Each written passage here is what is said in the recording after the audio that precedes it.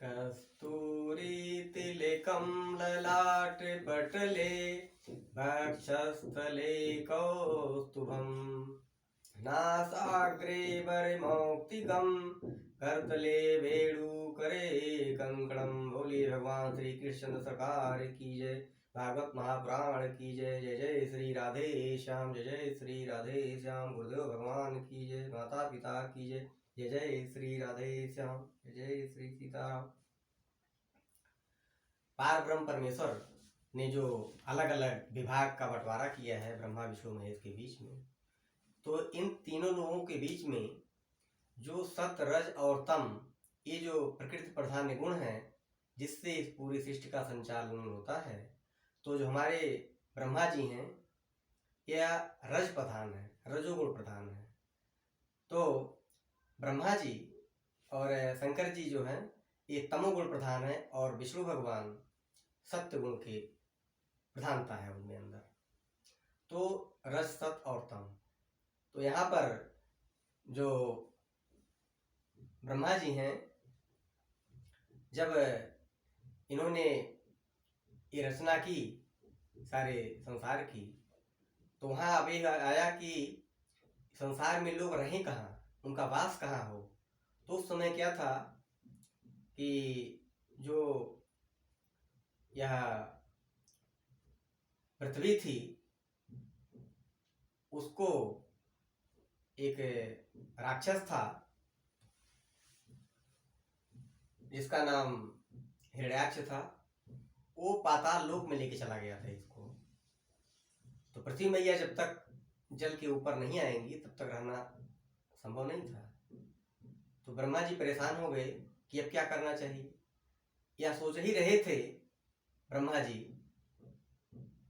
पृथ्वी माता को जल पर स्थापित करने के लिए, तब तक क्या होता है, इत्यभिध्यायतो नासा विविरात सहसानद बाराहतो को निर्गादे अंगुष्ठ परिणाम कहा।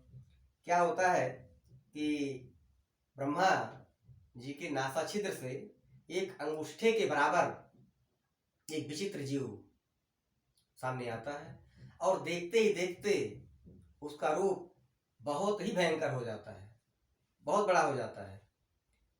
और यह रूप देखने के बाद जितने वहाँ पे लोग उपस्थित थे सारे लोग आश्चर्य मानते हैं कि ऐसा कैसे हो गया, ये क्या हो रहा है। अब चूंकि वहाँ पर जब वो आए तो उनका जो रूप विशेष था, उनको देख करके उन्होंने बोला ब्रह्मा से कि आपकी जो महती उपादेयता है वह बहुत ही अच्छी है और जो कष्ट और जो विचार आपके अंदर चल रहा है उसको हम दूर करेंगे। और सारे जो उनके पुत्र थे 10 पुत्र, उस समय बहुत ही अपने प्रेम भाव में भगवान की आराधन पूजा किए, षोडशोपचार विधि से पूजन किए। क्योंकि जब भी हमारी ये परंपरा भी है और परंपरा यहीं से जन्मी है, क्योंकि शिष्टाचार, शिष्ट हो जिसका आचार। शिष्टता क्या चीज है, हमारे अंदर मर्यादा होनी चाहिए, वही शिष्टता है। मर्यादा क्या चीज है, जो हमको मनुष्यता सिखाए। मनुष्य तो हम सभी हैं लेकिन मनुष्यता बहुत कठिनता से प्राप्त हो सकती है,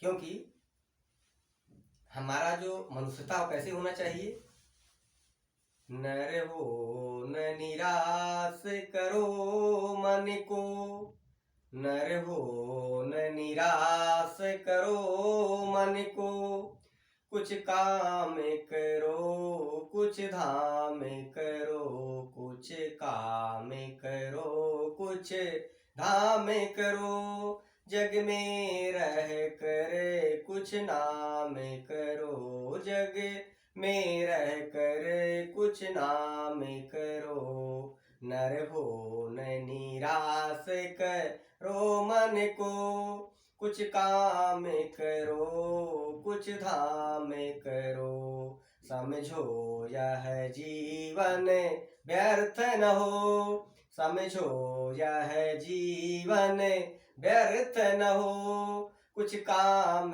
करो कुछ धाम करो, कुछ काम करो कुछ धाम करो।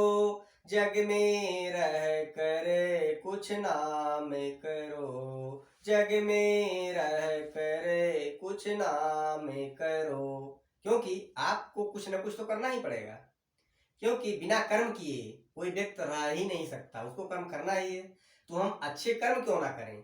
जैसे आपको रहना है, चाहे आप सुख से रह लीजिए चाहे दुख से, रहना तो पड़ेगा। तो इसलिए कोशिश करें आप प्रसन्न होकर के रहें, क्योंकि प्रसन्न वदनम, जो आपका शरीर प्रसन्न है तो आप पूरे उत्साह से काम करेंगे, क्योंकि उत्साह संपन्न मदीय क्रिया दृढ़ और लक्ष्मी स्वयं निवास है। तो जब आप उत्साह से संपन्न होंगे, और क्रिया की जो विधि है, हर कार्य को करने की एक परंपरा है, एक विधि है, इसी कारण सब बोलते हैं विधिवत। विधिवत का मतलब होता है विद प्रोसीजर, जो उसका काम करने का जो तरीका है उसका पालन किया जाए। क्योंकि आपका जो साध्य और साधन, आपका जो साध्य है, अगर साधन नहीं है सही उसको प्राप्त करने के लिए, तो दोनों के लिए विकृति पैदा हो जाएगी। इसलिए साध्य और साधन दोनों अच्छे होने चाहिए। तो वहां पर जो ब्रह्मा जी हैं, उनका मतलब था कि किस तरीके से हम जो अपना जो कर्म करते भी चले आ रहे हैं, कैसे समस्या जो थी, समस्या क्या थी वहां पर, जो पृथ्वी माता थी उनको जल के ऊपर स्थापित करना था। तो ऐसा क्या अच्छा तरीका हो कि जो सृष्टि का हमारा कार्य हो वो आगे भी बढ़े और इसमें कोई व्यवधान भी ना पड़े। तो यही वो सोच रहे थे कि, और मानो हम लोगों के बता रहे हो कि जो जीवन मिला है, हे मनुष्य, जो जीवन मिला हुआ है इसमें आप निराश मत हो, उत्साहपूर्ण होकर के अपना जीवन कार्य करो और कर्म करो। कर्म कैसा, जो सत्य हो, और सत्य का कर्म क्या है, हरिकथा। हरिकथा आपको क्या देती है, मोक्ष, यानी भोग और मोक्ष एक साथ देती है। आपको यह बताती है कि आपको क्या करना है, किम करणीयम, क्या करना है क्या नहीं करना है। नए करणीयम मतलब क्या नहीं करना है, किम करणीयम क्या करना है क्या नहीं करना है। तो हमको वो बताती है क्या करना क्या नहीं करना, इसलिए कथा बहुत महत्वपूर्ण है जीवन में। तो वहां पर जब भगवान जो है बाराह के रूप में आते हैं तो सारे ऋषि मुनि बहुत प्रसन्न होते हैं और उत्साह पूर्वक उनका षोडशोपचार विधि से पूजन करते हैं, और पार ब्रह्म परमेश्वर बहुत खुश होते हैं। तो यहाँ जो है जो ऋषि मुनि हैं, इसी कारण वे हमेशा क्या गाते रहते हैं, हमेशा क्या किसका बात करते रहते हैं, किसमें स्मृत रहते हैं। उनका एक ही माध्यम है सत्य कथन, यानी सत्संग, सत्य का संग, ऐसा सत्य जो किसी भी काल में परिवर्तित ना होता हो, हमेशा सत्य रहे। और वह केवल पार ब्रह्म परमेश्वर है, जो वर्णातीत है, गुणातीत है, और जिसके ऊपर समय का कोई प्रभाव नहीं होता। तुम्हारे ऋषि मुनि इसीलिए उनको कहते हैं और हमेशा सत्य का संग करते हैं। बहे सत्य संग की गंगा, अरे मने चल नहायावे। बहे सत्य संग की गंगा, चले मन रे नहायावे। बहे सत्य संग की गंगा, चले मन रे नहायावे। बुझी जो ज्योति जीवन की, बुझी जो ज्योति जीवन की, उसे फिर से जलायावे। बुझी जो ज्योति जीवन की, उसे फिर से जलायावे। अरे मने चले नहायावे, अरे मने चले नहायावे, बहे सत्संग की गंगा, चले मन रे नहायावे। तू ही योगी तू ही भोगी, तू ही योगी तू ही भोगी, तू ही रूप संतों का, चले रे मन नहायावे, चले रे मन नहायावे। जिसे तू भूले बैठा है, जिसे तू भूले बैठा है, उसे फिर से मना लावे, उसे फिर से मना लावे। बुझी जो ज्योति जीवन की, उसे फिर से जलायावे, बहे सत्संग की गंगा, चलो रे मन नहायावे, बहे सत्संग की गंगा। तो सत्य का संग, सत्य रूपी गंगा जहाँ बहती हो, निर्मल कलकल ध्वनिया, वैसा रूप हरिकथा।